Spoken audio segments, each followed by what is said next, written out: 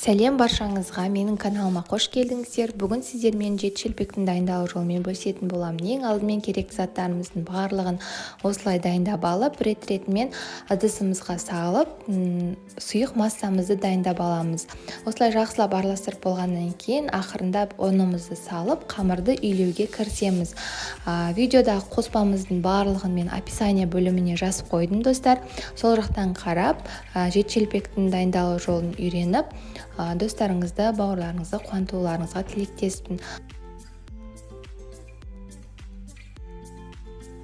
Осылай жақсылап илеп алғаннан кейін июын қандырып, бетін жауып, 1-2 сағатқа осындай жылы төсенішке орап қалдырып қоямыз ашығанша. Ашыған қамырымызды осылай жақсылап жабысқалған бөліктерін алып, кішкене ұн сеуіп жеріп, қамырымызды ыдыстан босататын боламыз. Біздің иленген ашыған қамырымыз 2 зуала қамыр шығады.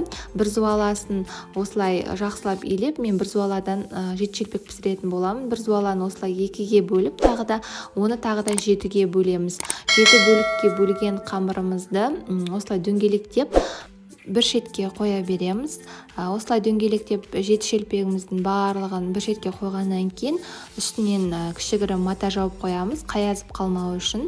Одан кейін жаюға кірісетін боламыз. Азырақ ұнымызды сеуіп жеріп, жет шелпектерімізді қатты үлкен емес, қатты кішкентай емес, орташа қылып жайып, ақырындап барлығын бір кішігірім төсенішке төсеп, тағы да 30-35 минутқа көтерілуге қалдырып қоятын боламыз. Сондықтан барлығын асықпай осылай жайып аламыз. Жайып алған қамырларымызды арнайы осындай төсенішке жайып қойып, бетін жауып 30-35 минутқа қалдырамыз. Көтерілген қамырымыздың үстінен осылай вилкамен шұқып аламыз, піскен кезде сынып кетпеу үшін. Одан кейін майымызды қыздырып, жет шелпектерімізді пісуге кірісеміз.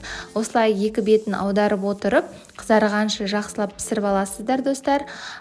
Видео ұнаса лайк басып, пікір қалдырып, достарыңызбен бөлісе кетуді ұмытпаңыздар. Мені қолдап, қазақша контенттің дамуына өз үлестеріңізді қосып, алғашқы менің 1000 подписчигімнің жиналуына өз үлестеріңізді қосуларыңызды сұраймын. Ас болсын, сіздермен бірге болған Айпана.